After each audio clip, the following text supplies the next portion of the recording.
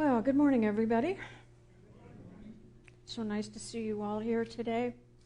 My name is Ginger Stainbrook. Anyway, that's what my name tag says. So I'm here today to share some thoughts with you that I've been working on lately.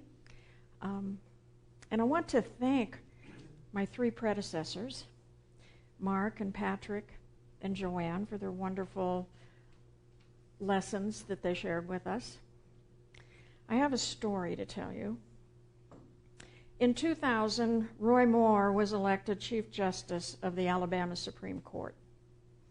Now, being a very serious man about his religious beliefs, Justice Moore proceeded to place a granite monument inscribed with the Ten Commandments in the lobby of the State Judicial Building. You can imagine the discussions and the uproar and everything that was going on in some circles about this event.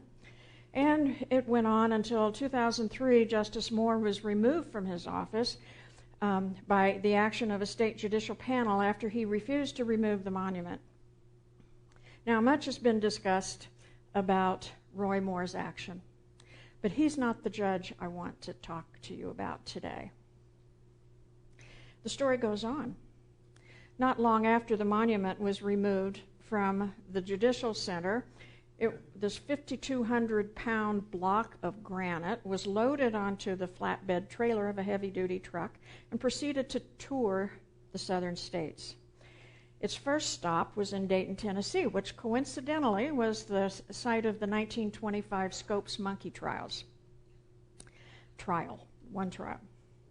Well, a crowd of about 100 had gathered that day to honor the monument and no doubt bemoan the fact that they felt that their expression of their Christian beliefs had been violated. Also in the crowd that day was an atheist.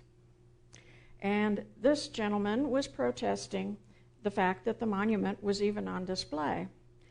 And things proceeded, the crowd got all worked up, and before they knew it, they were yelling for the death of this protester.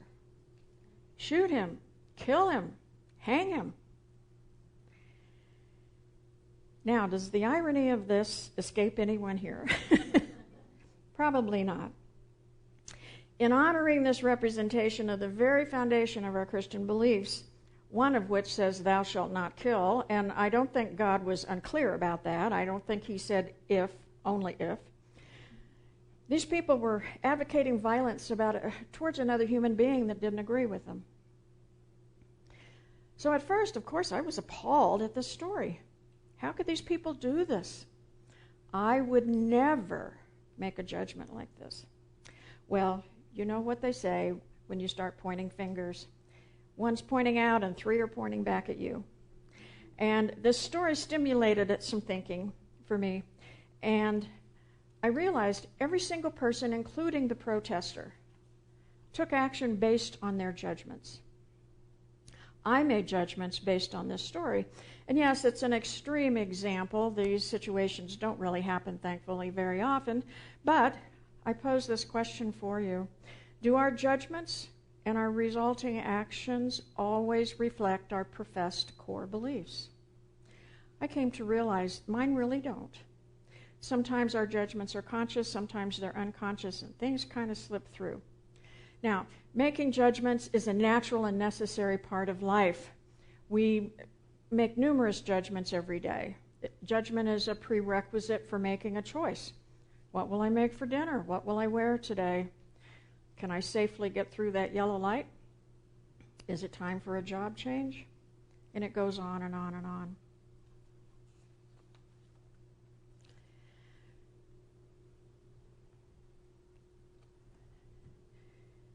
Charles Fillmore had something to say about judgment. Whoops. Can you get the revealing word slide up there?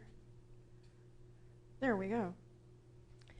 In Revealing Word, Charles Fillmore defines judgment as the mental act of evaluation through comparison or contrast. Now, this is a good thing, right? Our well-being and safety can depend upon our judgments at any point in time. But He goes on to explain that judgment as spiritual discernment is the inner voice through whose expression we come into a larger realization of ourselves. Judgment is a faculty of mind that can be exercised in two ways, from sense perception or from spiritual understanding. If its action is based on sense perception, its conclusions are fallible and often condemnatory. If based on spiritual understanding, they are safe. Now, what does it mean to make a judgment based on our sense perception? Well, our mind creates a filter through which we view our lives. Now, these filters have developed over time from a very young age, from the experiences that we had in our life, maybe messages from the important people in our life. Our mind is trained to gather evidence from our experience that supports our worldview. If our filter tells us that life is hard or life is not fair, then our mind will interpret our experiences to support that view. If, on the other hand, our mind tells us that life is good, our mind will search for evidence to prove this to us. Our mind wants us to be safe and comfortable. And one way to satisfy that need, of course, is to place responsibility for the events of our life onto other people. If only my parent, my spouse, my partner, my child would have done this or is this way, my life would be perfect. Now, as we study and grow in our spiritual nature, our awareness grows. And once we realize that we can't blame other people for the events of our lives, we might turn that judgment back onto ourselves and blame ourselves. If only I had done this. The filters that we've developed influence our judgments of other people, of situations, circumstances in our lives, and even of ourselves. Remember, our mind wants us to feel good. So one way to feel good is to judge others and ourselves to be maybe less than what we expected to be. Now, this form of judgment has protected us throughout thousands of years of evolution. However, it's time to make a change. When we judge by appearances, we might say, that person must be blank because they blank. And don't forget the what ifs, the if onlys, or the shoulda, woulda, couldas. Those tend to sneak into our consciousness all the time. And our judgments aren't always verbalized. They can be a feeling or just a thought.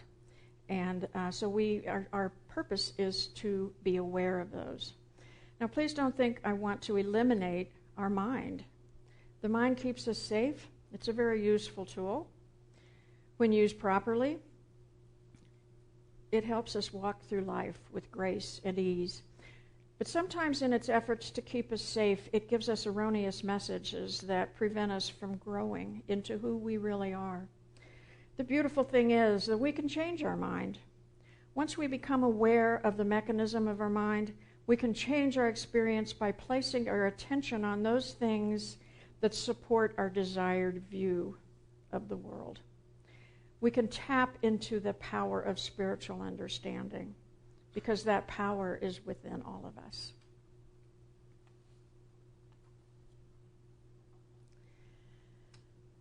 Judgment, or sometimes called wisdom, is a power that we all have, we all express at one point or another. It's one of the human attributes that Charles Fillmore identified in his theory of 12 powers.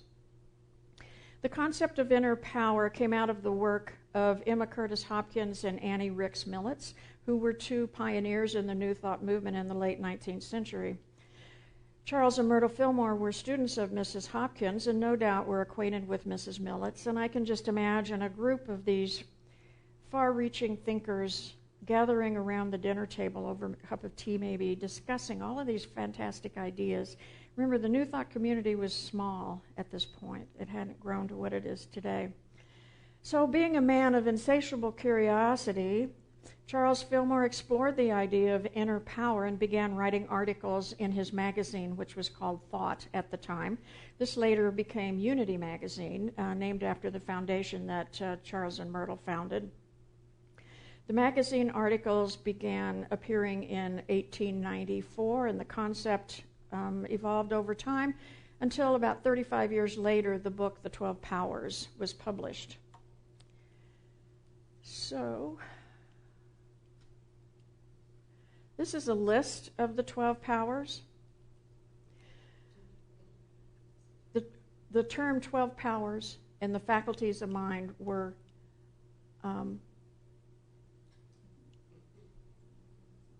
this thing's getting away from me. Thank you.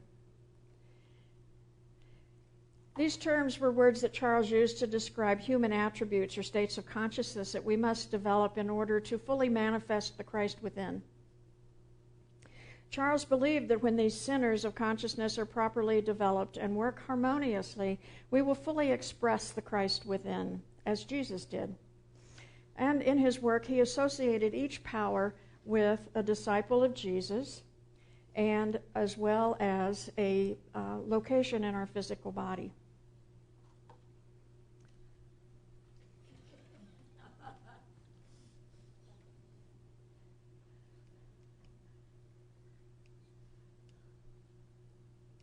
Well, can we get that little figure up, or is it not coming up?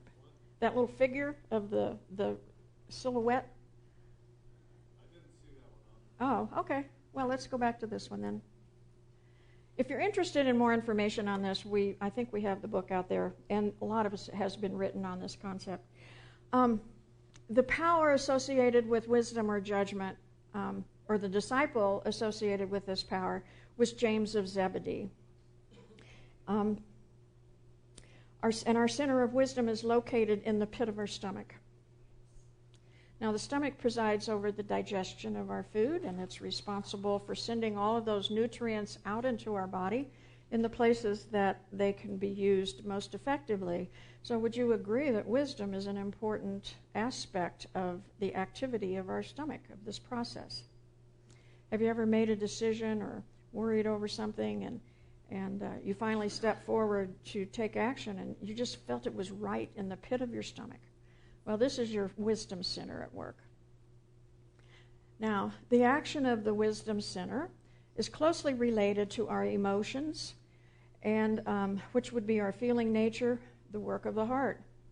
In the 12-power theory, the heart is the location of the power of love. Big surprise, huh? The disciple John represents love. Now, James and John were brothers.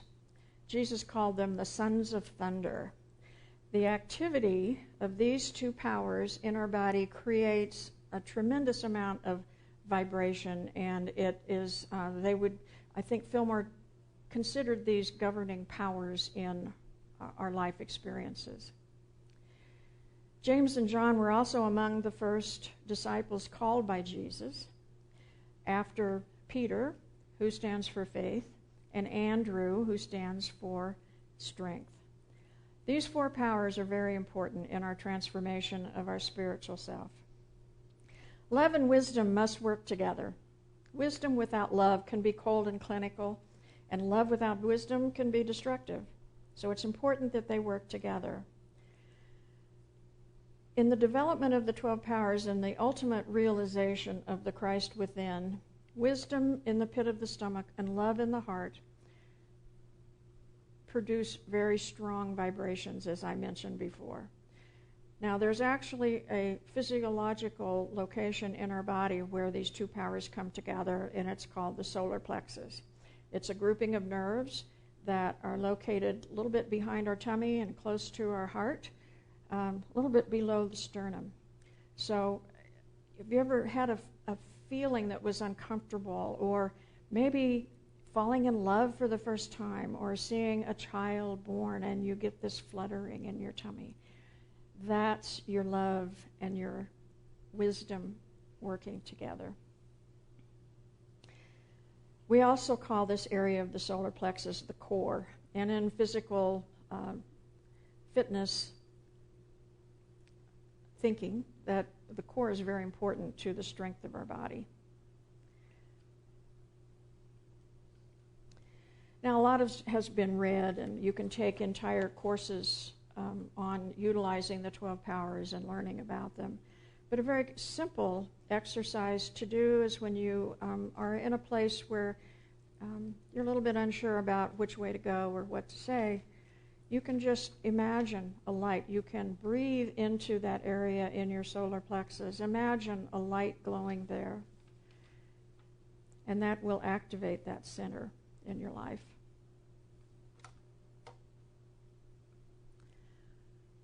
So, we have looked at this area. We've talked about our judgments, judgments can be made from sense perception or from a greater spiritual understanding. So how do we make some changes that we might feel that need to be made? Well, I've always found it useful to go back to the basics. The basics are the basics because they're basic.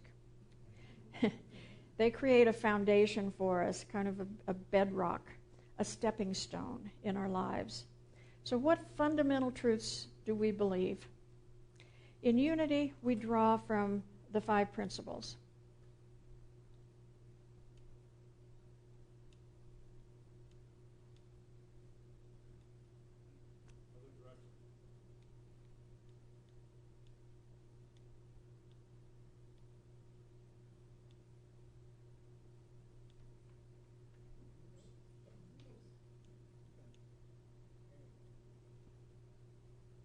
The first principle concerns the nature of God.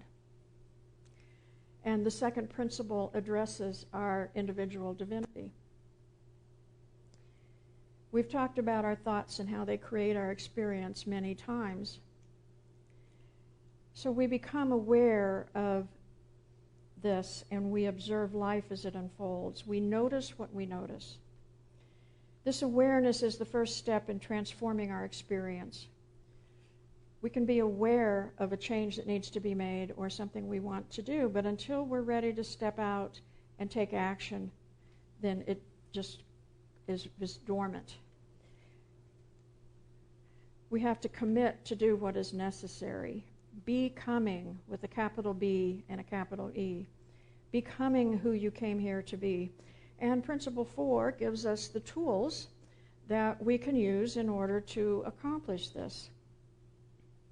The tools, as we see, are prayer, meditation, denials, and affirmation. Now, prayer is a method of attunement to divine wisdom. It's the process of turning our full attention to the Christ potential within us. Meditation disengages us from our daily life, from our everyday consciousness. It's a way that we listen to the still small voice of God. Denials are a tool that are sometimes misunderstood. When we practice denials, we do not deny that a situation exists. We deny the power that that situation has over us. It cleanses our consciousness and gets us ready for the affirmations, which are positive statements of truth. It's many of you are gardeners, and you know when you're planting a tree, you can't just plop the tree on the ground. You have to dig a hole. You have to prepare the soil. You have to remove any detritus that has gathered there. And then you're able to put the tree in the ground. And if you want a cherry tree, you're not going to plant an apple tree. So this is the law of cause and effect. You affirm a cherry tree by planting a cherry tree.